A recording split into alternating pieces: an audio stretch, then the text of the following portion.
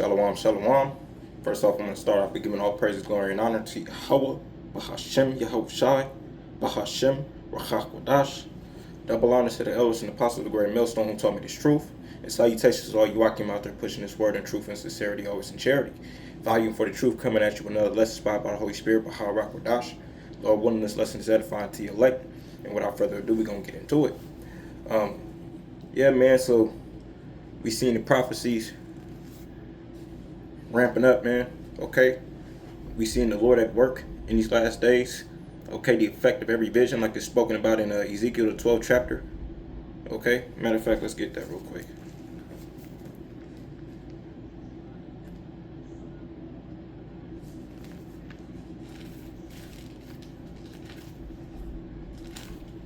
This is Ezekiel chapter 12, verse 22. Son of man, what is that proverb that ye have in the land of Israel, saying, the days are prolonged and every vision faileth? See, so our people, right, they've been in that mindset, to whereas, this place is going to go on, okay? Here it is, the men of the Lord been out there on the highways and byways, been prophesying, okay? But they just thinking that this is, the days go on, like they say in the days of Noah, as it is written, right? So they're just going on, carrying forth with their, the day-to-day useless lives, not taking heed to the word of the prophets, okay? Because in their minds, they're thinking that, the days are being prolonged, right? They're putting far off the evil day in their minds, not thinking that the Lord is going to speed up. And indeed, that's what he's doing, man. We've seen it taking place, man. He's speeding up his word. He's speeding up his prophecies, okay? The days are prolonged and every vision faileth. And that's why the scriptures speak about how for the elect's sake, the days are going to be short, man, okay? That's why the scriptures in Sirach, the 36th chapter, he says, make the time short, man, okay? And that's what we seen the Lord doing, man. And it's so much, I know brothers feel it, man. I know brothers feel it to where it's like, it'd be so much going on in the news, so much, to keep, it's hard to keep up, okay? Because we're in the midst of those birth pangs, man, okay? Those birth pangs, man, all right? And it's coming rapidly, okay? We're reaching a point of a crescendo in history, man, okay? That's the point we're at, like a crescendo, okay? And when you study, you understand how a crescendo works. It means a rise in tension, an increase in volume. So we're seeing that the Lord, he's increasing the volume and the intensity of these prophecies, okay? And we're seeing them coming to pass, especially when you pay attention to what's going on over there in Western Asia, man, the so-called Middle East, man, all right? And with this military merger, which we're going to get into, okay, that's only speeding up, man. That's only speeding up these the prophecies, man, okay? So verse 23 says, tell them therefore, thus saith Yahweh power, I will make this proverb to cease, and they shall no more use it as a proverb in Israel, but say unto them, the days are at hand, and the effect of every vision, okay? The days are at hand and the effect of every vision, man, okay? That's why we read about it in 2nd Ezra chapter 15. Verse 1, what does it say? It says, behold, speak thou in the ears of my people the words of prophecy, which I will put in thy mouth, saith Yahweh Hashem Yahushai. That's what we're out here doing, man. That's what we're out here proclaiming, the words of Yahweh Hashem Yahushai. It says that in Revelation, the 19th chapter, it says the testimony of Yahushai is a spirit of prophecy. So the true men of the Lord, they're coming out there and proclaiming, okay, and let it be known what is written. Thus saith Yahweh Hashem Yahushai, okay? Thus saith the Lord, okay? And we're lining these things up with prophecy, okay? It says, behold, speak thou in the ears of my people the words of prophecy, which I will put in thy mouth, saith Yahweh Hashem Yahushai, and cause them to be written in paper, for they are faithful and true. You see? So they are faithful and true, man. Okay? The effect of every vision. We're seeing it come to pass, man. Let me get another precept on that. This is Habakkuk.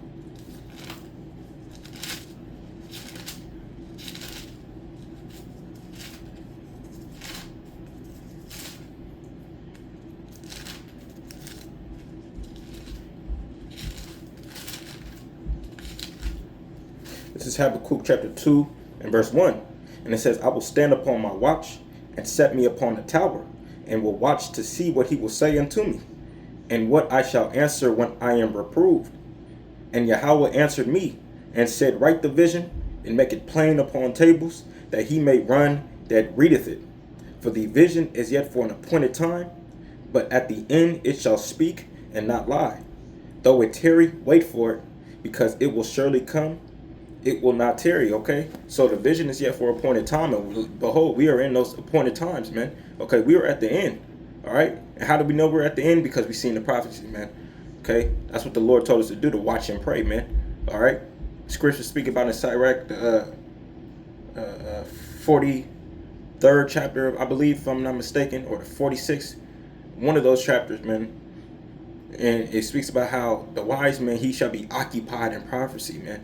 Okay, so that's what we're doing. We're being occupied in prophecy because what? The testimony of our Lord Yahweh Shah Mashiach is the spirit of prophecy. Okay, and what did he say was going to happen, man? All right, we're seeing the third world war kicking up, ramping up. Okay, we're indeed, if you ask me, we're in the midst of it. Okay, but we're seeing the opening stages of it playing out, man. Okay, and especially with this U.S. Israeli military merger. That's unprecedented. Okay, and for sure, it's sounding alarms. It's ringing bells. See a lot of these Babylonians, man, they're kind of losing their wits over that shit because it's like, what the fuck? Hold on, that's unprecedented throughout United States history, man. Okay, and you're seeing the rift that's taking place with United States and NATO, between U.S. and NATO. Okay, and then you got these small hats. All right, you got these small hats done completely embedded themselves within the United States military infrastructure. So you don't think that's going to cause resentment? Okay, but what? That's prophecy. Because what? Is the scripture speak about how the beast shall hate the whore? Okay, so we seeing how these things are. The Lord is setting the stage, man. Okay, the Lord is setting the stage right before our very eyes, to where we're able to see these things and we're proclaiming these things. Okay. So it says, yeah, but the vision is yet for an appointed time, but at the end it shall speak and not lie. All right. And how are they speaking? Okay. The Lord said not a word from his mouth is going to fall into the ground, man. Meaning that none of the words from his lips is going to come back null and void, man. He said, I have spoken it and I shall fulfill it, man. All right. So we're seeing these things play out, man.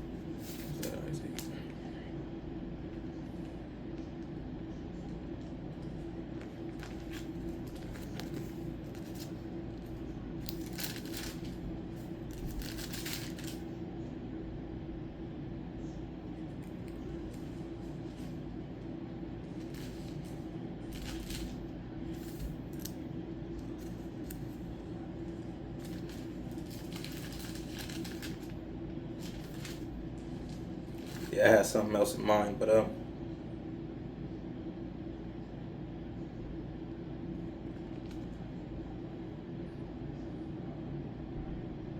yeah, I'm going on with it. So yeah, man. So pretty much, we gonna get into this this thread that I was studying. Having a conversation with Google in regards to Revelations 17 chapter 16 verse. Let's get that real quick.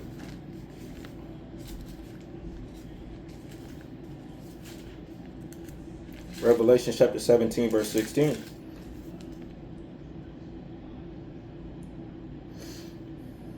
And I'll get straight to the point. It says, and the 10 horns which thou sawest upon the beast, these shall hate the whore, and shall make her desolate and naked, and shall eat her flesh and burn her with fire. So what are those 10 horns? They're going into NATO and the EU,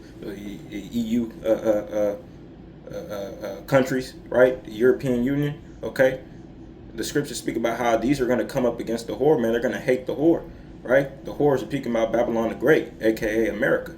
All right. So we understand, we've seen the Lord setting the stage, putting the pieces together on how that's going to come about. Because up to this point, these politicians then flaunted this this alliance between America and NATO as it was ironclad, right? And they'll go into the various different wars, right? That U.S. and NATO done fought side by side, or different various European countries, Western European countries that fought side by side, right? But we're literally seeing that dissolving before our very eyes in these last days, man. Why? Because prophecy is going to be fulfilled, man. Because the Lord is going to use these same nations, man. Because it speaks about that in Obadiah 1:7. The Lord is going to use America's allies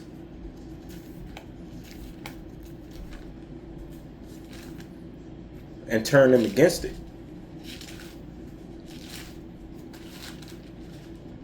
This is Obadiah chapter 1. I'll start at verse 1 just to get a context. It says, "This is the vision of Obadiah. Thus saith Yahweh power concerning Edom. We have heard a rumor from Yahweh, Hashem Yahushai, and an ambassador is sent among the heathen. Arise ye, and let us rise up against her in battle." Okay, so the Lord is actively mustering the hosts for battle. You can read about that in Isaiah the 13th chapter, right? The Lord of hosts, he mustereth the hosts for battle, man. All right, so he's actively mustering together a host, man. Okay, from the four corners of the earth, man, against Babylon the Great, man. Okay, because the Lord has a hit on this place. Why? Because of the controversy of Jacob. Okay, so the Lord is mustering the host for battle, man. How is he doing that? He's sowing an evil spirit. He's mingling an evil spirit in between NATO and the EU and the United States, man. And we're seeing that actively dissolve and crumble, man. We're going to get into that conversation. So I'll read it one more time. It says, "We have heard a rumor from Yahweh, and an ambassador is sent among the heathen. Arise ye, let us rise up against her in battle. Behold, I have made thee small among the heathen. Thou art greatly despised." Yeah, man, the Lord is making Esau, Edom very despised, man, in these last days, man. Why? Because the wicked is being revealed, man. That man of perdition, man, that man of sin, okay? The whole world is beginning to see who this devil is, man, okay? Like it says in Job 9:24, he covered the faces of the judges thereof. If not, where and who is he, man? The earth is given into the hand of the wicked. If this is not the damn devil that that's speaking about, if he's not the wicked, then where and who is he? You see?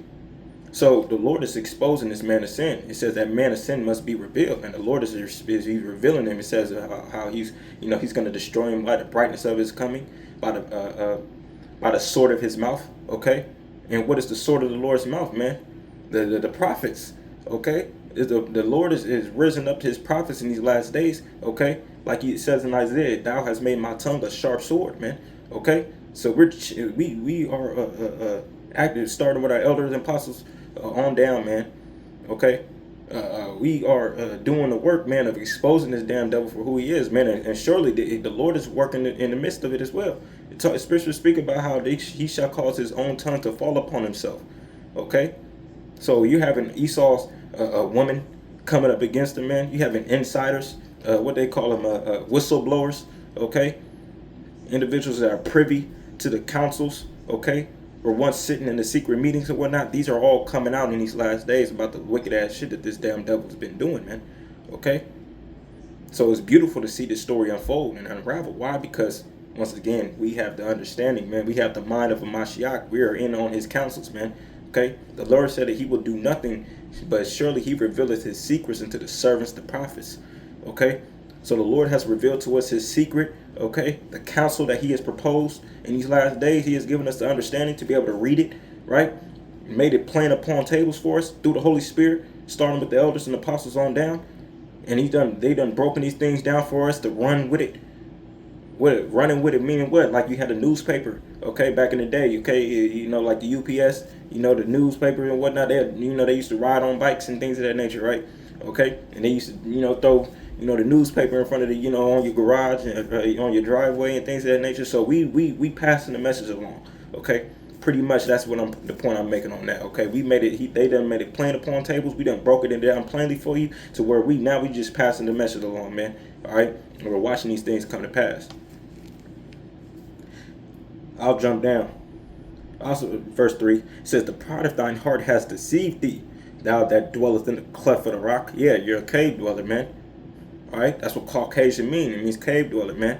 Okay, you done set your nest on high, right, with these skyscrapers and things of that nature, right? Making it seem like you was gonna go to the moon. Look, this nigga Trump was talking about he was gonna go to fucking Mars. All right. What happened with that? All right. So, but that's the pride of this devil. You see, that's the pride of this devil. Okay, showing you this is who he is, man. This is it. Obadiah is a prophecy against Edom specifically, man. You got a whole book showing you that this is how important this Edom is. Okay, in these last days, man. Okay, in his story, right? That the Lord, he has a whole book specifically addressed to Esau, Edom, man. It says, the pride of thine heart has deceived thee, thou that dwellest in the clefts of the rock, whose habitation is high, that saith in his heart, who shall bring me down to the ground? So that's the inward thought of this devil, man. He just thinking that he ain't gonna fall. That's why you see the way he's operating, man. Okay, and really it's the Lord that's putting it on his heart to do what he's doing, man. The scriptures speak about in Proverbs 21:1 how the king's heart is in the hand of the Lord, like the rivers. He turns it wheresoever he will. So it's really Yahweh Shemi outside. But at the same time, what does it say in Isaiah the 10th chapter? It says, though he thinketh, you know. Let me get that. I don't want to butcher it. It's Isaiah chapter 10.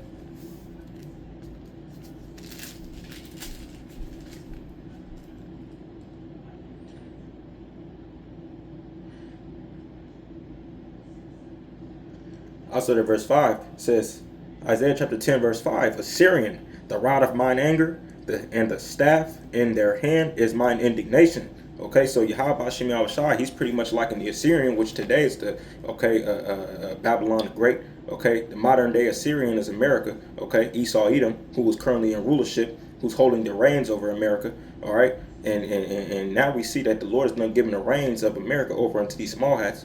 All right, like I said, we speaking about that military merger, man. All right, how does a country have sovereignty? Through its military. So now the Lord has allowed these small hats to completely embed themselves within the United States' military, man. The most powerful army, military power there is.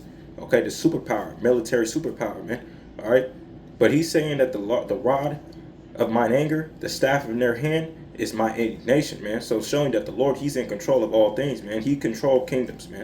It says that thou might know. It says in Daniel's 4th chapter that thou may know that the Most High ruleth in the kingdom of men, man. He sets up one, he puts down another, man. All right. So I'm gonna jump on down to verse. No, I'll read on. I will send him against a hypocritical nation, and against the people of my wrath will I give him a charge, and to take the spoil, and to take the prey, and to tread them down like the mire of the streets. Howbeit he meaneth not so, neither doeth his heart think so, but it is in his heart to destroy and cut off nations, not a few, right? So even though this devil, he has it in his mind that he's doing things out of his own free will, out of his own volition, right? But nevertheless, it's Yahweh Shemi Awashai that's putting it in his mind, man. See, Yahweh Shemi Awashai, he's the ultimate ventriloquist, okay? Ventriloquist is, like a puppet master, man, all right? So he's the one that's controlling everything, man. You want to really see the Yahweh Shemi Awashai at work? Look at generals, okay? Look at generals in the army, man. Look at military powers, man. The Lord is a man of war. You want to see him at work? Look at what he's doing with the rulers, man.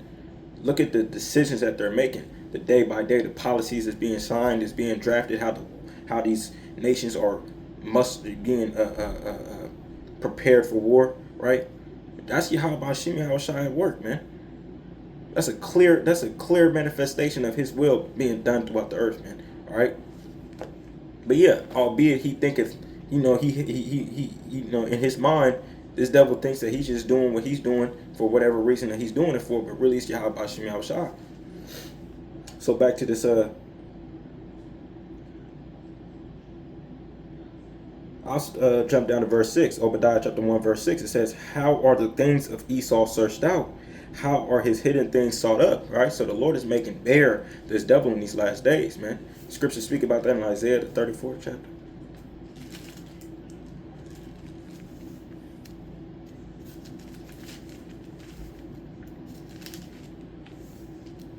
Is it 47? Talk about make bare the skirt. Yeah, this is Isaiah chapter 47, verse 1. It reads, come down and sit in the dust, O virgin daughter of Babylon. Sit on the ground. There is no throne, O daughter of the Chaldeans.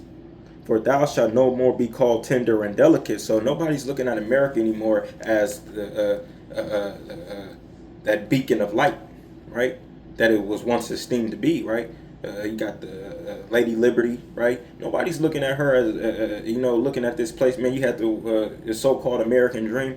Nobody is really falling for that fraud anymore, man, because the American dream was a fucking fraud, right? Clear as day, man. They sold you that pretty image, man, to get motherfuckers over here, man, just to become slaves, man. All right. So nobody's falling for this American dream bullshit anymore, man. The Lord is lifting up the skirt on this place, man. Thou shalt no more be called tender and delicate, man. Look at what this nigga Trump been doing with the Northern Kingdom, you so-called Latinos and Native Americans, primarily you Latinos, man, with ICE, okay, and how he's been using ICE, wielding ICE as a sword, which ICE is, once again, IDF has their hand in all of that, man. Okay, a lot of these IDF soldiers, man, that you see committing genocide over there in Gaza, they operating, okay, within ICE, man. And it's only going to become more and more. That's a private militia, man. That goes back to ancient Rome, man. Even the emperors, they had private militias, man. Militaries within units within the overall military structure, man. You had a private militia, man, for the emperor himself, man. It goes back to Rome. So that's what Trump has been able to do with ICE, man. He's done created for himself his own private militia. All right, and look at how they've been treating the Northern Kingdom, man. Look at how they've been rapping, okay, grabbing them up, man. Okay, there's been accounts of bodies coming up, washing up on shores that was thrown out of planes, thrown out of cargo planes, right? And they was in chains, man, right? This is you can look it up for yourself, man. Just take my word for it. These are actual documented accounts, man, that's taking place. Okay, how this devil is operating in these last days. Why? Because once again, prophecy, man. Scripture says, "Behold, woe unto the world and them that dwell therein. For the devil has come down with much wrath, because he knoweth he had but a short time, man." So look at how this devil is operating. He knows he has but a short time of what's going on. He's hastening and he's fucking up. Okay. When you're crafty about something, you take your time with it, right? You make sure you dot your I's and you cross your T's, right? Well, this devil, man, in these last days, man, he's not caring about, being subtle, being discreet. He's throwing it in your face. Like, look, this is what it is. We don't give a fuck. This military merger, we're doing that. We don't give a fuck what you think about it. We don't feel about it. Yeah, we've been sending all this money to Israel. Yeah, that's why we're upping up the taxes. Okay, that's why we've been extorting all these other countries with these tariffs, right? Just to give this money to Israel. Okay, and we don't give a fuck how you feel about it, man. Right? Yeah, your government has been hijacked by them small hats, and they don't care. They don't care if you know. They don't care. See, at one point in time, these things were being done subtly behind the screen, behind the scenes, but now, Lord, hey, man, this devil knows he has but a short time, so he's doing things hastily, and what? Now we're seeing Job 18th chapter come into play. And what does Job 18th chapter talk about?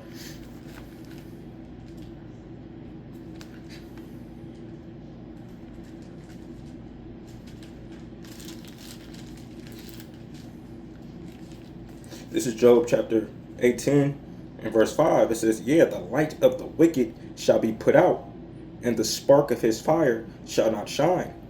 The light shall be dark in his tabernacle, and his candle shall be put out with him." Okay, so yeah, the Lord is going to put the lights out on this devil, man.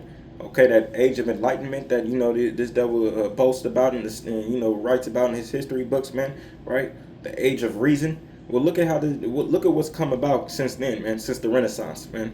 Since the rebirth of the Roman Empire. Look at what's happened on the earth, man. Because out of the Renaissance and all of this enlightenment thought and whatnot came the Illuminati, right? Because that's what Illuminati means, enlightened, or enlightened ones, right? So this age of reason came with the Industrial Revolution, which we're entering into the fifth Industrial Revolution, which is going to culminate into this digital Tower of Babel, which the scriptures calls the MOTB. Right, that's going to be the epitome of this fifth industrial revolution, man. Which they talk about the Internet of Things, man. Right, which is going to be them putting that charagma in your body and you becoming a part of this beast system, man. Right, that's Revelations 13 and 16. Right, and You can see it taking place. They're actively chipping motherfuckers right now. Slacky about that. Has a little bit of technical difficulties, but yeah, man, this devil, he doesn't care. Okay, he doesn't care whether there's the people are in uproar about the decisions that he's making. Okay, and we can explain that from a few angles, man. First and foremost, with this with Nero Trump, man. Okay, he's catering to these these technocrats. Okay, you notice when at this inauguration, right? Who he has sitting at the front row? Okay, nothing but these tech billionaires and things of that nature, because that's ultimately who he's helping fulfill their plans, man. And then also, he's at the behest of these small hats, okay, which are holding them under what's the word I'm looking for? Blackmail. Okay, they hold them under blackmail through them Epstein files, man. All right, that's how these devils get down, man. All right, this is how these devils get down, man. There's no honor among thieves, man. All right, these devils done raped, robbed, and pillaged the entire earth, man. And now they okay, and we're seeing how the Lord is sowing an evil spirit in between them, man. All right, and so it's beautiful, but understanding how the elements behind these things, man, and seeing how the Lord is working, man. Because what we reading it, man, the Lord is making bare the skirt. He's lifting up the skirt. I gotta finish that. Let me finish this in Job.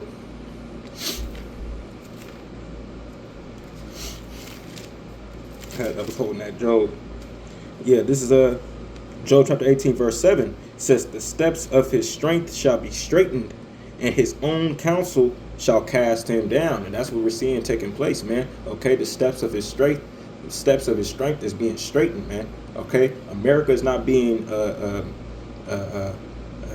recognized, okay, as that great military, by its great military might, like it used to be known as, man. Okay, that conflict over there in Iran is actively disentangling, okay, and dismantling this image of American might and bravado throughout the earth, man. Okay, and now that's why we see in Joel 3rd chapter, okay, where Scripture speak about, "Let the weak say that I am strong," man. All right, because the Lord is ultimately what he's preparing the nations for the third world woe, okay, for this third woe, man. All right, and we're seeing the elements come together, man. So it says, "And his own counsel shall cast them down," man. Yeah, like the conflict over there in Iran, man. There's no logic behind that. And what they're telling you, of course, is it's all bullshit. But even by their own logic of what they're telling you, man, they told you that Marco Rubio, that nigga said that we knew that Israel was beginning to bomb Iran, and we knew that Iran was going to respond, to retaliate by bombing U.S. military assets in the region. So in order for us to get the one up, we decided to go ahead and strike first. Now, what does that sound like to you? That sounds like some fucking desperado shit, man. All right, who's the first to fucking wield the gun, man? Who's more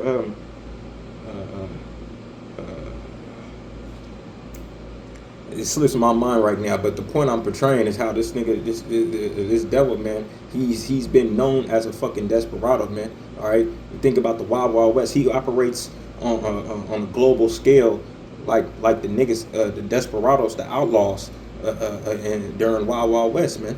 All right, shoot first, okay. If you got the quicker handle, right? Then hey, man, you walk away with your life, right? And that's how this devil operates, man. Shoot first, ask questions later. That's his MO. And we're seeing it taking place, but then what came about after that, man? Okay, we're seeing how no amount of airstrikes, right, is going to fulfill the objectives that he's selling to the public. And that's why you got this nigga Hegseth, right, begging for another $1 trillion to fund this conflict, right? Looking desperate. Got these devils looking desperate, man, right? But what the fuck was the point? You know, what the fuck? Okay, we can't let them have a nuclear weapon. That defeated the purpose. You know, you bombing them defeated the purpose of trying to achieve that, because now that this only making them more inclined to want to build one if they haven't had one already. Which, you know, if you ask me, they already had one, man. Come on now, you see. But even by doing so, it's not the the nuclear weapon now. At this point, that's the problem. It's the Strait of Hormuz. Fuck the nuclear weapon. Although Iran can have it, you can keep selling that all you want. But it's not about the nuclear weapon at this point now. It's about getting that fucking strait open up. And now you got the Houthis, okay, down there by the Red Sea, that they done shut off that other vital checkpoint, right? To where it's, hey, this devil once again. It says, the steps of his strength shall be straightened, right? The steps of his strength are being straightened, man. The Lord is choking. Iran got the United States by the balls, man. All right, like Pimpin' Mike, man, had that nigga Damon on Friday, man. I'm a boy, Damon. You remember that shit, man? Yeah, man, that's how he had that nigga, man, clenching that nigga nuts, man, with a fucking vice grip. Yeah, man. Yeah, that's how Iran got the United States right now. That's how Iran has the United States right now, man. By the balls, man. You see, hey, man, hey, that's a perfect analogy. And just like how that nigga Damon was screaming and yelling, that's how United States right now is screaming and yelling, man. Yeah, cause you're fucking up the entire, fucking up their money, man. You hitting where it hurts, man. You hitting their pockets, man. Okay. And this is starting to have reverberations globally, worldwide, man. All right, I was just watching this one video, brothers posted, where this Jake was talking about how, man, look, man, this conflict is not like any other conflict we've been having, man. All right, the Lord putting the spirit on our people to recognize, like, hey, look, wake the fuck up, man. Like, this shit is not some walk in the park, man. This ain't no little skirmish, right? Excursion, like the nigga Trump tried to call it, right? He was really talking about an incursion. We called it an excursion with his dumb ass. This ain't no little skirmish, man. All right, this is some real fucking shit. We're in the midst of World War III, man.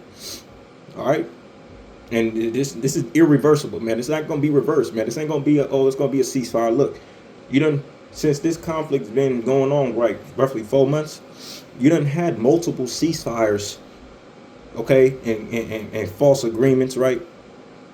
Oh, we're gonna agree to negotiate. What type of fucking shit is that, man?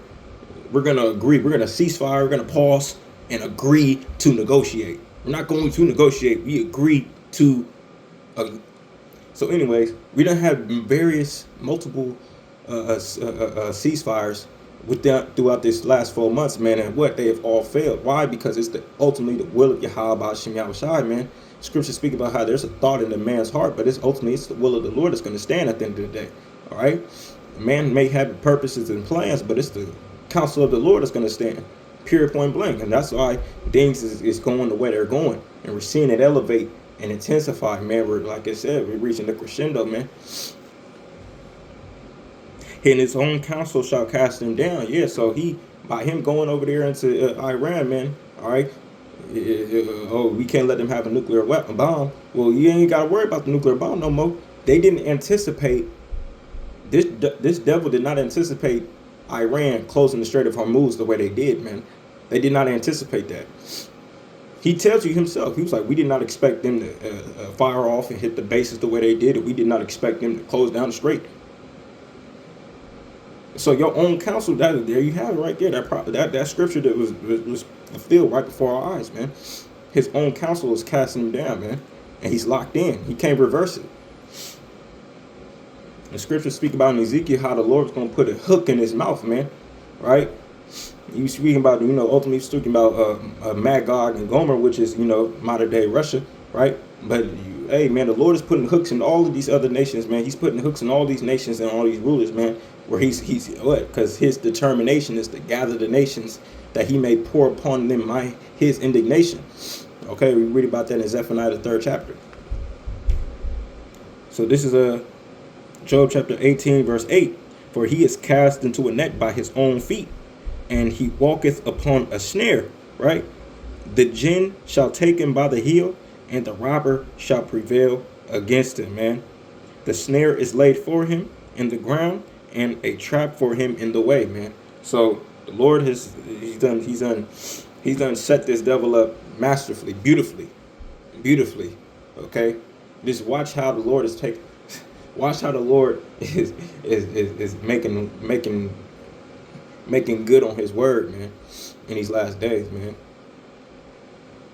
So yeah, we're gonna get back to that Isaiah 47, and then want to get into this conversation I was having with the AI, because it's very eye opening. Isaiah chapter 47 verse 2 says, "Take the millstones and grind meal, uncover thy locks, make bare the leg, uncover the thigh, pass over the river." So the image that he's portraying is that of a, a worker, right, working in working near the seas. Okay, for him to get in that water, right? Say he's like a fisherman or whatever, right? For him to get in that water, he got to roll up his pants, right? Roll up his sleeves, right? He got to prepare to get in the water, man. But what? He's making bare the leg. Pretty much he's exposing himself. So what? That's the picture that the Lord is portraying of America. The Lord is exposing Babylon the Great for what she really is, man. Okay? You just had the elder Yashawamba. He just did a beautiful lesson going into how America has inherited the wicked rituals and wicked practices that the European, the so-called founders, the founding fathers, how they all participated in witchcraft, man, and how they were all summoning demons and spirits, man, to get this land, man. Okay, and that all goes back to what they was doing in Europe and with Britain. Okay, you can watch this lesson for yourself, right? GMS Remnant Save 144, beautiful lesson, man. But pretty much, man, look, all this is being exposed, man, brought to light, man. The Lord is making bare the leg, and that's why, United States is in the condition that it's in, first and foremost, because the wickedness that is done to the true children of Israel, to the apple of the Lord's eye, man. You so-called blacks, Hispanics, and Native Americans, man. That's primarily that's the main reason why the United States is in the position that it's in. But when you think about all the corruption, all the wickedness that goes forth, the violence, all right, people bugging out, crashing out, right, all that has a part to play in it, man. Because this nation was never founded on righteous principles like they try to say that it was. Okay, it was founded on corruption, man. America is one big corporation, man. Verse 3, thy nakedness shall be uncovered.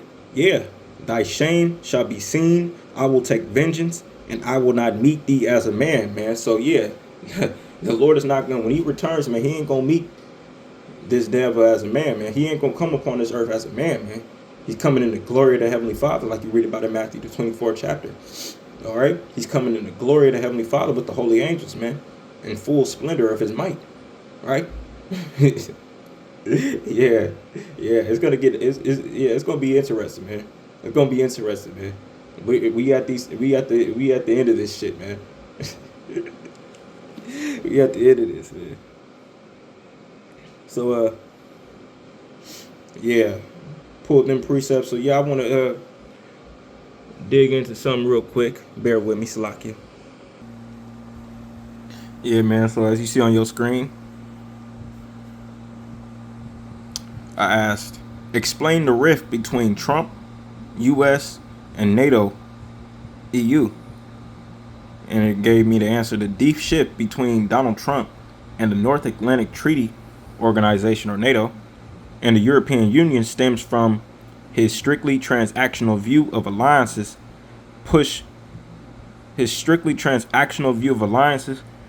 for European self-defense reliance and aggressive trade policies, and recent geometric escalations over the war in Iran. Rather than viewing NATO and EU through the lens of shared democratic values, Trump treats them as economic competitors and military freeloaders. Yeah, man. See, the Lord's put that spirit on this devil, okay? And place him in a position of power to allow these sentiments of his to pretty much be brought out and become a policy okay, become part of his geo, his foreign policy, if you will, okay?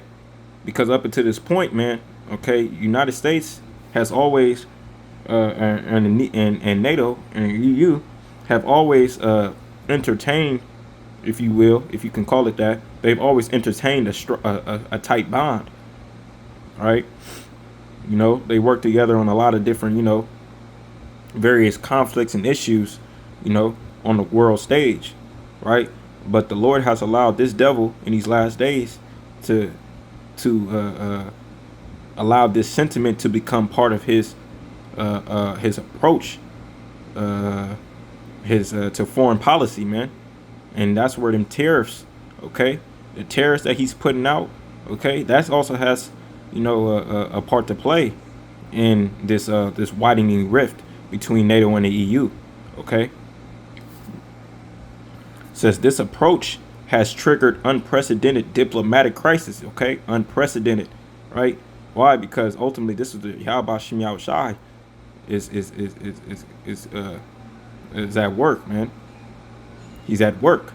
That's why things are happening at such a rate and fast pace that they're happening on at this scale. Because the Lord, he's making the time short, man. He said, I will no more hold my tongue concerning their wickedness, man. Unprecedented diplomatic crisis pushing European leaders to openly debate the de-Americanization and strategic autonomy of the continent. And what comes with that? De-dollarization, right? You know, a lot of these countries trying to get away from the dollar because what? Trump showed that he's weaponized it, which they always done it, man. The dollar isn't backed by anything but these countries' confidence is in it, and also military might. That's what the dollar is ultimately backed by. Military might, man. The friction centers on several major catalyst points. The most immediate and severe crisis in the alliance erupted over Trump's military campaign against Iran. The paper tiger accusations. Trump called NATO a paper tiger and expressed immense rage after major European allies refused to join the war or offer military assistance. Right? Talking big shit, man. Right? But what was they saying? They was like, look, nigga, you started this war. This ain't got shit to do with us, man. You know? And you know, that's very telling. Because pretty much that supports the viewpoint that Israel, right, pretty much drug United States into it, because this did not have this did not require such a hasty decision like attacking Iran, man. The accusation that Iran was having a nuclear weapon, or he was developing a nuclear weapon, right? They was gonna have it within a week. Whenever you asked them date change, oh, they was able to have it within 2 weeks. They would have had it within 6 months.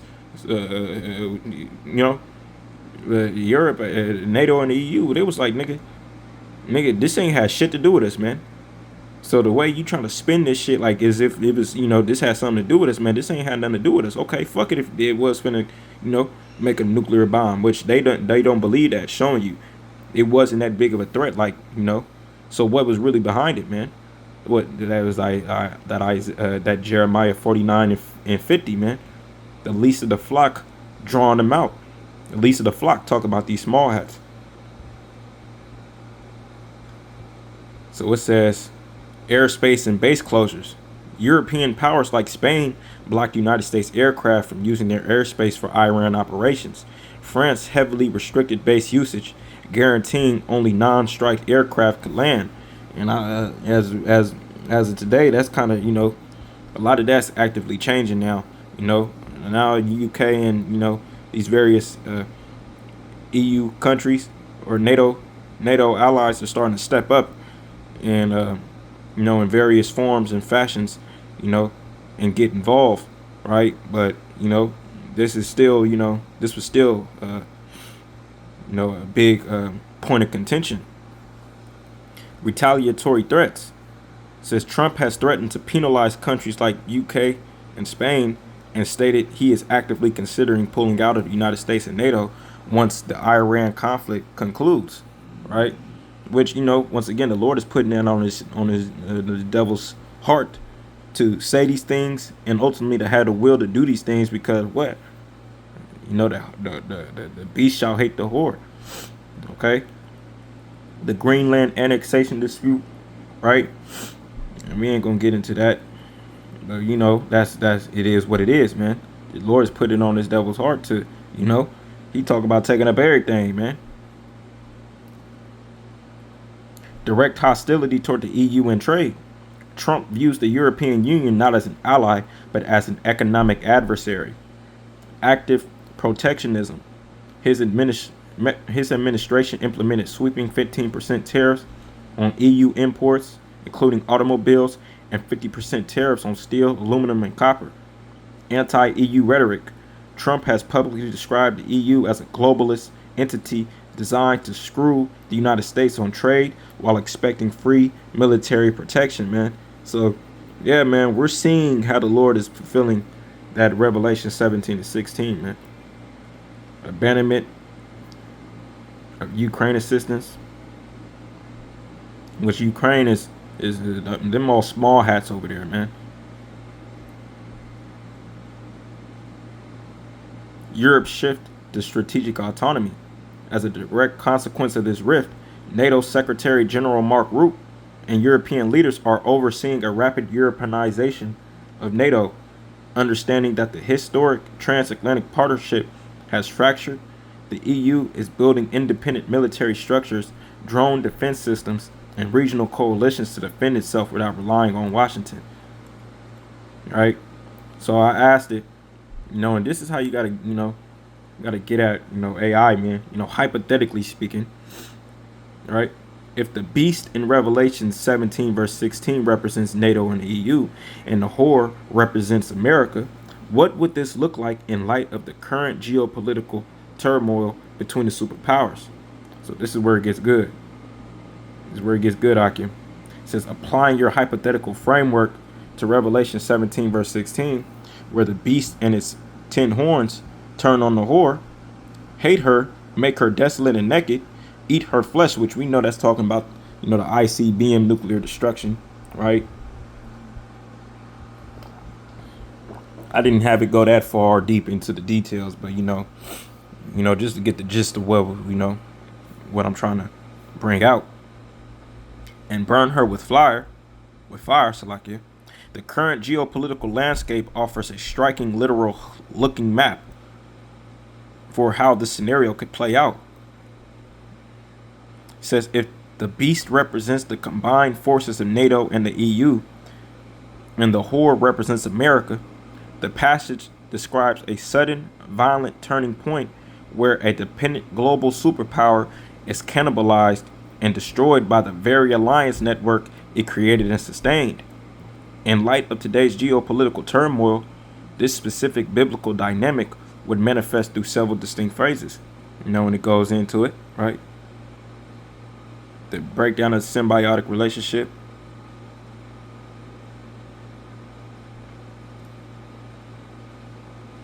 In Revelation, the whore rides the beast, meaning she directs it, profits from it, and holds a position of intoxicating luxury and dominance over it. The reality. For decades, America has ridden the NATO EU apparatus, using it to project global power, enforce the dominance of the United States dollar, and dictate Western foreign policy. The shift, the current turmoil, represents the beginning of the end of this arrangement, as the United States shifts towards aggressive nationalism, protectionist tariffs, and threats of abandonment. The European beast realizes that carrying the American whore is no longer mutually beneficial, but rather an existential threat, right? They will hate the whore, strategic autonomy. And this is deepening really, what this resentment, that they're having, between, the United States' relationship with these small hats over there in the Holy Land, man, right? that's only going to deepen the resentment that they have, to where why they're going to have a reason to hate the horde, man. Because a lot of the shit that's coming out, and a lot of the things that Europe is going through right now is behind these small hats and their policy, man. The prophecy states that the horns will grow to hate the entity that once controlled them. The reality: European leaders are already openly discussing the de-Americanization of European security, extreme frustration over United States isolationism, abandonment of Ukraine, and erratic demands like the Greenland dispute or unilateral actions in the Middle East would curdle from the diplomatic friction into deep, genuine hatred. The shift: the EU and European NATO members would fully embrace strategic autonomy, viewing America not as a predator, but as an unstable, tyrannical liability that must be neutralized, man. Whew. Make her desolate and naked. Economic, diplomatic isolation. To make the whore naked implies stripping her of her wealth, luxury ornaments, and protection. The reality: America's superpower status relies entirely on the global financial system and its network of alliances, and that's actively fracturing before our very eyes with this conflict going on in Iran and that conflict over there in Ukraine. Okay? And you seeing how more and more states and nations are turning away from the dollar and turning towards these BRIC countries.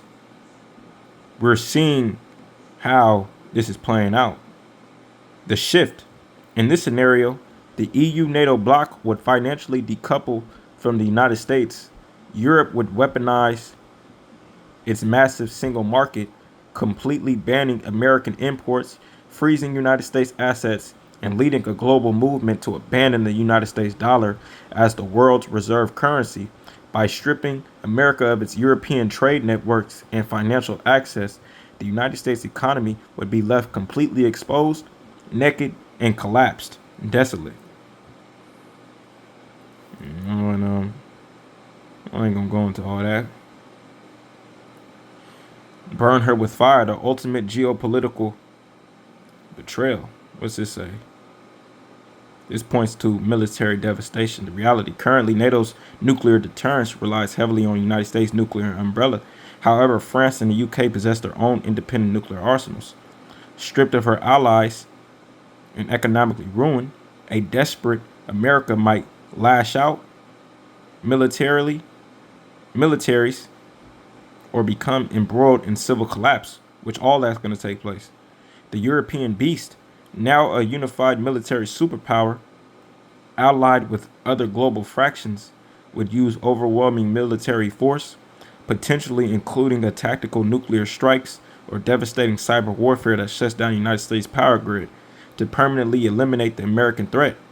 Alternatively, Europe would stand by and intentionally allow America's other adversaries to destroy her, refusing to intervene. Yeah, that's what it's looking like right now, man. You know, we got our own shit because, you know, when World War III kicks off, man, okay, you know, ultimately the focal point is going to be over there in the Valley of Yahweh Shaphat, over there in the so-called Middle East. But, you know, Europe is currently, these Western Europe states is currently preparing for a conflict with Russia, man. So it's gonna be a war like none other, man. It's gonna be a Royal Royale. Yeah, Royal Rumble, Slakia. Royal Royale, right? In this specific hypothetical model, the great irony matches the biblical narrative. Of course it does, because it's prophecy. And the men of the Lord been out there on the highways and byways bringing this out for 40 plus years, man.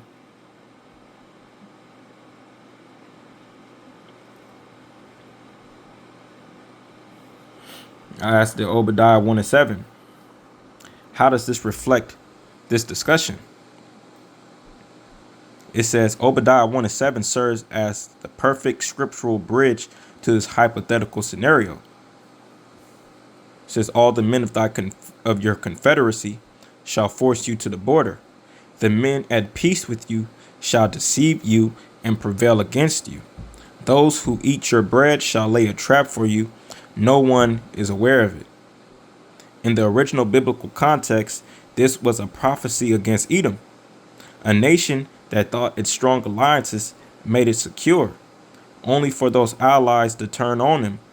Applying this to a scenario where America is the vulnerable power and the NATO and EU bloc is the turning alliance, Obadiah 1:7 details the mechanics of that betrayal.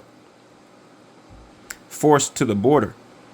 EU NATO would terminate defense agreements, evict United States forces, and isolate America, effectively pushing it back within its own geographic boundaries, man. So, hey, that could very well happen, man. We're going to see how it plays out. Deceived and prevailed against, while appearing allied, European nations would covertly build financial and technological systems designed to bypass the United States dollar and neutralize American influence, setting the stage for economic and diplomatic isolation. Betrayal by those who eat your bread. European nations have prospered under the American-funded security umbrella. European nations having prospered under the American-funded security umbrella will leverage their intimate knowledge of United States infrastructure and intelligence to turn that same dependency into a trap. No one is aware of it due to the immense national arrogance. Yeah, and America is fucking proud, man. United States leadership would fail to recognize the threat, believing their allies would never challenge them until it was too late. And that's what we see taking place, man.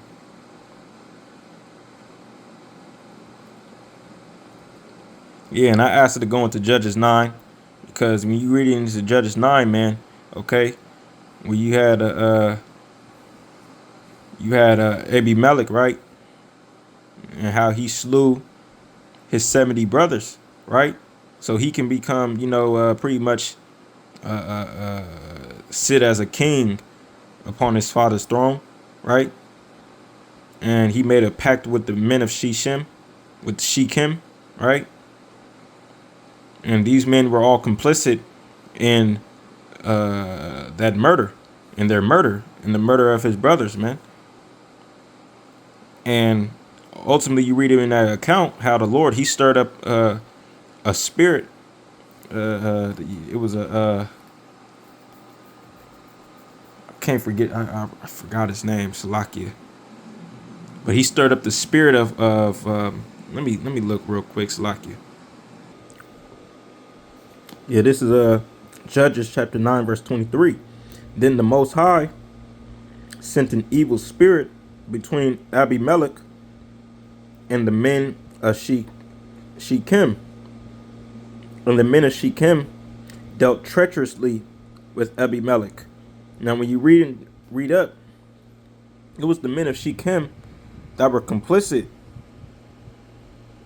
right, in the murder of Abimelech's brothers, man.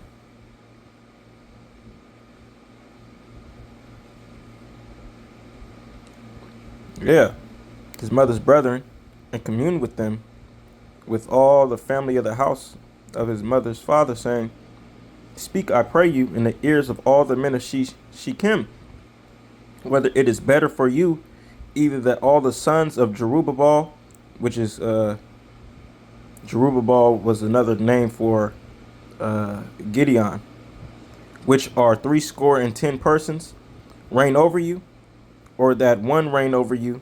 Remember also that I am your bone and your flesh." And his mother's brethren spake of him in the ears of all the men of Shechem all these words, and their hearts inclined to follow Abimelech, for they said, "He is our brother," right?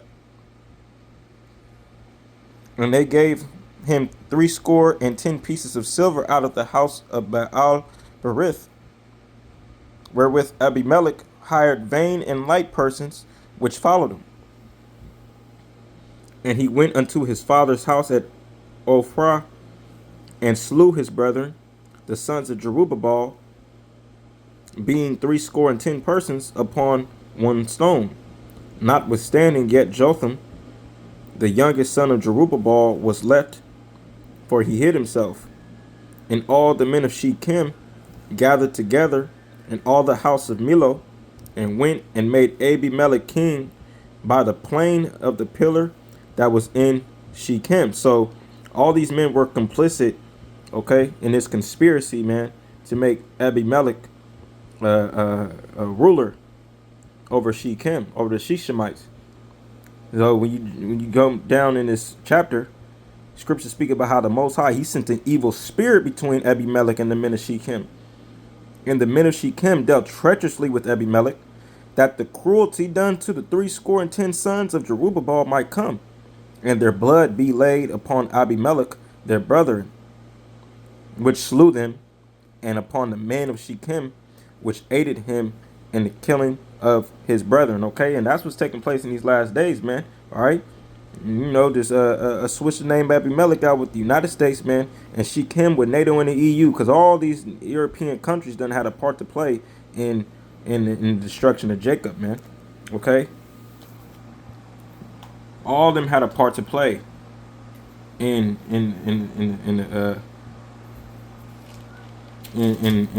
tribulation of our people, man. That's why the scriptures say it's a conspiracy, the controversy of Zion, man. Grab that real quick, Salaki.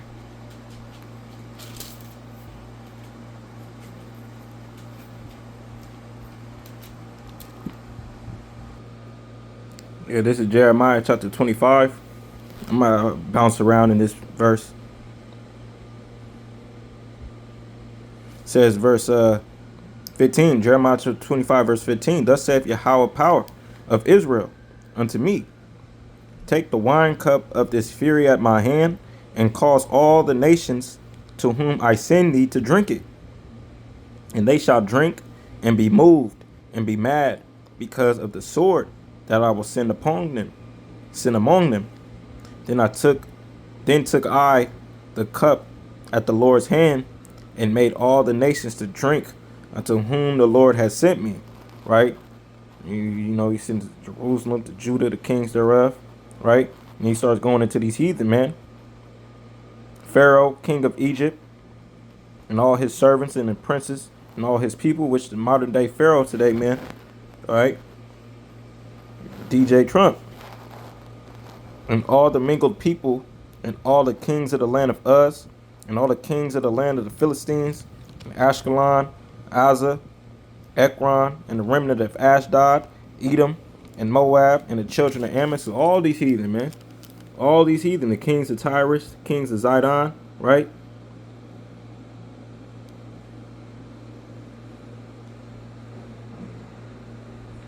Right here. It says, for lo, I begin to bring evil on the city which is called by my name. And should ye be utterly punished? Slakia. And should ye be utterly unpunished? Ye shall not be unpunished. For I will call for a sword upon all the inhabitants of the earth, saith Yahweh Ba'ashem Yahushua of hosts. Right?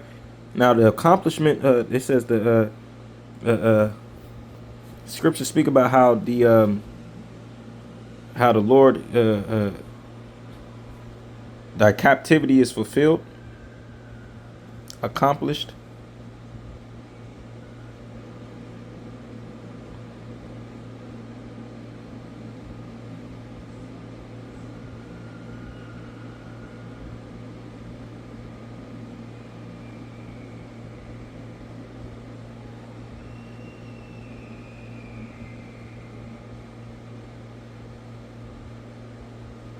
Yeah, this is Isaiah chapter 40.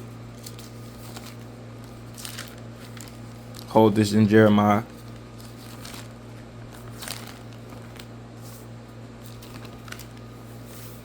Isaiah chapter 40. And that's why we're seeing these prophecies taking place at such a rapid rate that they taking place in, man. It says, comfort ye, Isaiah chapter 40, verse 1. Comfort ye, my people, saith Yahweh, Slakia, saith your power. Speak ye comfortably to Jerusalem, and cry unto her, that her warfare is accomplished, that her iniquity is pardoned, for she has received of the Lord's hand double for all her sins. Okay, so the Lord is fixing to put a cap on our captivity, man. Like the scriptures say, he led our captivity captive, right? So we seen that take place through the Holy Spirit, man. All right. But ultimately, it's going to manifest itself when the Lord physically delivers us up out of the land of the north, out of Babylon the Great, man. But once again, so it says, verse 29, Jeremiah 25:29. For lo, I begin to bring evil on the city which is called by my name. And we just read in Isaiah 40 how our captivity, our warfare is accomplished, man. That meaning it's over, man. Her iniquity is pardoned, man. And should ye be utterly unpunished? Ye shall not be unpunished. For I will call for a sword upon all the inhabitants of the earth, said Yahweh, Hashem Yahushua of hosts, man. So this is what? For the controversy of Jacob, man. He's calling for a sword upon all the inhabitants of the earth, man. It says a noise, jump down verse 31. A noise shall come even to the ends of the earth. For Yahweh has a controversy with the nations. He will plead with all flesh. He will give them that are wicked to the sword, saith Yahweh Ba'ashem Yahushai. So he has a controversy with the nations, man. Thus saith Yahweh of hosts, behold, evil shall go forth from nation to nation, and a great whirlwind shall be raised up from the coasts of the earth. And the slain of Yahweh Ba'ashem Yahushai shall be at that day from one end of the earth even unto the other end of the earth. They shall not be lamented, neither gathered nor buried. They shall be dung upon the ground, man. Because as you see, man, that's going into that ICBM nuclear destruction, man. So we're seeing the Lord. He's mingling a perverse spirit in Egypt. Read about that in Isaiah 19 and 14, right? Right. But when you see it taking place, man, just like how it did in Judges, 9 and 23, like we read in that account between Abimelech and Shechem, man. It's the Lord doing it, stirring up an evil spirit, man. It says Judges 9, right? So I says Judges 9 gives an account similar to what we've been discussing. I'd like you to synthesize it into this thread and explain its parallels and shed light on Judges 9:23. It wrote, Judges 9 provides a remarkable psychological and tactical blueprint for this entire discussion. Remarkable psychological and tactical blueprint for this entire discussion. The chapter details the rise and violent fall of Abimelech, okay, which you can liken him today to America, man. A ruthless leader who uses money, identity politics, and terror to secure power over the city of Shechem. Ain't that what this devil Nero Trump done did, man? With MAGA, right? Right? Identity politics and terror to secure power over the city of Shechem. It says if Revelation 17 verse 16 describes the destruction of the alliance, Obadiah chapter 1 verse 7 describes the mechanics of the betrayal. Judges 9 provides a psychological explanation of why it happens. The parallel structure of Judges 9. To understand the connection, we can map the historical figures of Judges 9 directly into our hypothetical modern geopolitical framework. Okay, Abimelech equals America, right? Like I said, the dominant aggressive power that thinks it is untouchable because it financed and installed the governing structure. Yeah, man. Yeah, because what did Abimelech do? They gave Abimelech, right, the silver, right, the money. And what did he do? He hired vain and treacherous persons, man. And what did they go do? They went and slew his 70 brethren, man. The citizens of Shechem, EU NATO bloc, the smaller dependent factions who willingly compromised their standards to partner with Abimelech for mutual benefit and security. 70 silver pieces. The post-World War II Marshall Plan defense spending. The foundational transaction. Abimelech was funded by silver. The foundational transaction. Abimelech was funded by silver from the temple of Baal Berith to hire worthless and reckless men. Similarly, America used its massive financial and military hegemon to establish and bankroll the Western alliance system. Shedding light on Judges 9-23 says the exact turning point of the narrative and the ultimate explanation in how deep-seated alliance suddenly curdles into hatred. Judges 9:23 says, then the Most High sent an evil spirit between Abimelech and the men of Shechem, and the men of Shechem dealt treacherously with Abimelech. Showing you that it's the Lord doing all these things, man. Why? Because he has a controversy against these nations, man.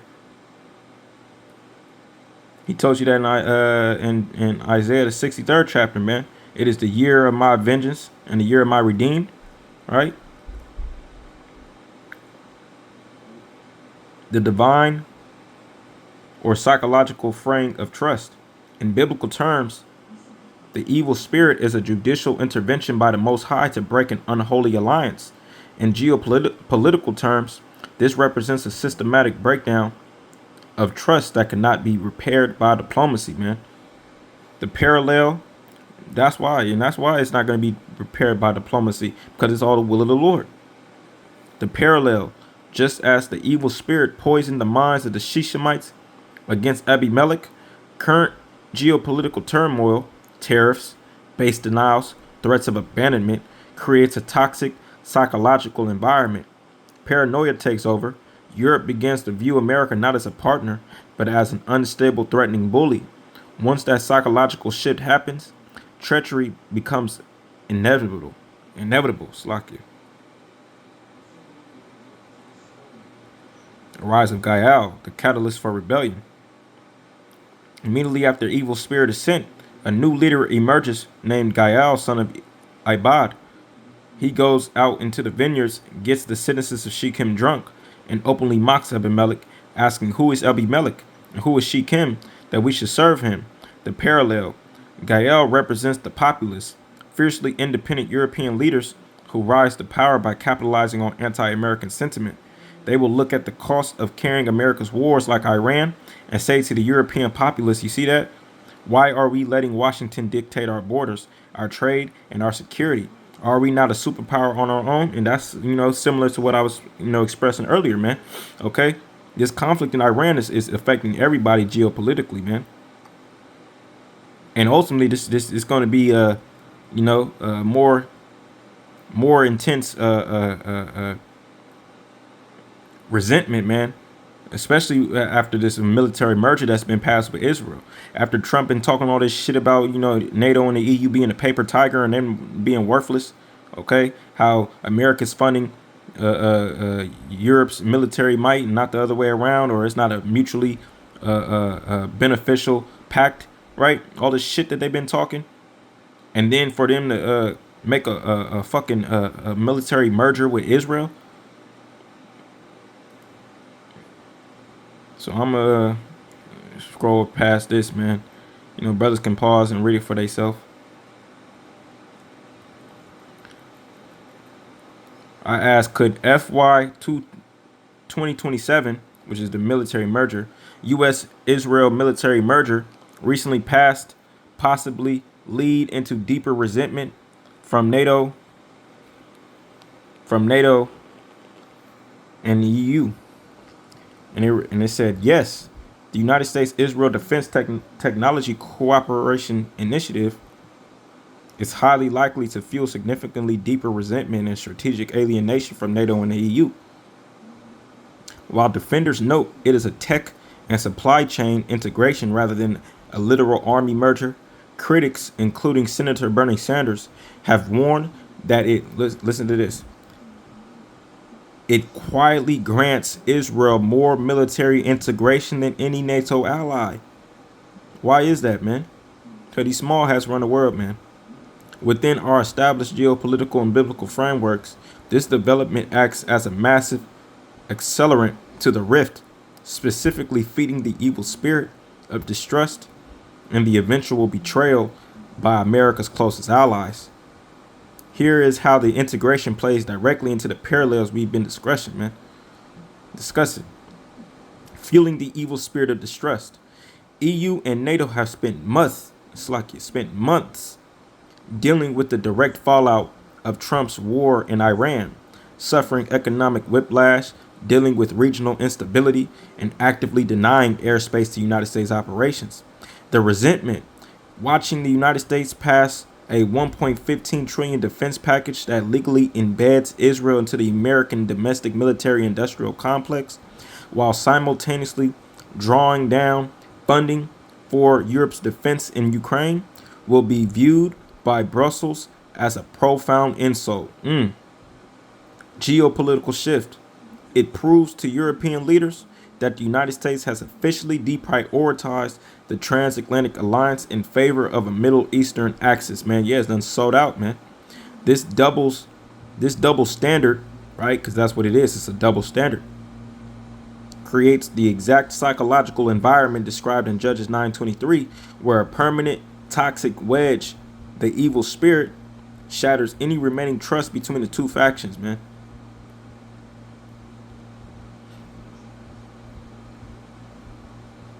As European, says validating the populist rebellion. And I'm gonna read this, this last part, and I'm gonna bring it to a close. It says, as European NATO allies watch Washington permanently lock in intelligence sharing and co-production with a non-NATO state, it hands immense political ammunition to anti-American populist figures in Europe. Which, I think at this point this is conjecture, right? I haven't heard or seen anything in the news as far as anything being said on this from NATO or Europe. But hey, man, it very well could happen, man. And I believe that the sentiment is already in there, man. The Lord has already mingled this perverse spirit, man, among these countries, man. If it's to this extent, we're just going to wait and find out. It says the parallel. Just as Gaal, son of Ebad, used Abimelech's arrogance to turn the citizens of Shechem against him, European leaders will look at Section 219 and say to their publics, America forbids its own presidents from scaling back intelligence to Israel, yet demands we spend 2% to 5% of our GDP to fund their global agendas. Why do we serve them? And I can see that being the case, man. I could see that wholeheartedly being uttered, man, and coming to pass, man. So don't be surprised, man, if you see that, a lot of these, Edomites over there in Europe, man, beginning to say exactly what's being brought out. This dynamic will accelerate the Europeanization of NATO, giving Europe a righteous nationalistic justification to completely break away from Washington's orbit. And it's already been speaking on that. NATO and Europe already been speaking about, NATO like a European, solely a European functioning army, so to speak, when having Ukraine, have its part in that, right? They already been speaking on that. Exposing the intelligence vulnerabilities for the trap. Yeah, man. So, a lot of this is, conjecture at this point. But, pause and read it for yourself, man. And, hey, man, ain't no telling, man. It could happen, man. It very well could happen. But I'm going to read this the summary. It says the NDAA integration does not just upset NATO EU diplomats. It fundamentally redefines who America's primary partner is. Yeah, man, America's in bed with these small hats, man. It's clear as day, man. They're not hiding it anymore. That's what it is. By prioritizing Israel over its historic Western allies during a highly unpopular war, the United States is providing the exact catalyst needed for the European beast to shed its dependency, harbor deep geopolitical hatred, and begin covertly orchestrating the collapse of American global hegemony. So yeah, man, I just wanted to bring that out. Okay, we're seeing these things taking place in these last days. The Lord is certainly at work, and it's a lot of things, a lot of moving pieces, a lot of moving parts, and hey, we got to stay on top of it, watch and pray, as the scriptures say, man. So Lord, one of this lesson was edifying to the body, edifying to the elect. I want to give all praises, glory, and honor to Yahweh Bashim Yahushai, Bashim Rachak for putting it on my spirit to do this lesson. And till next time, Shalom, Akim.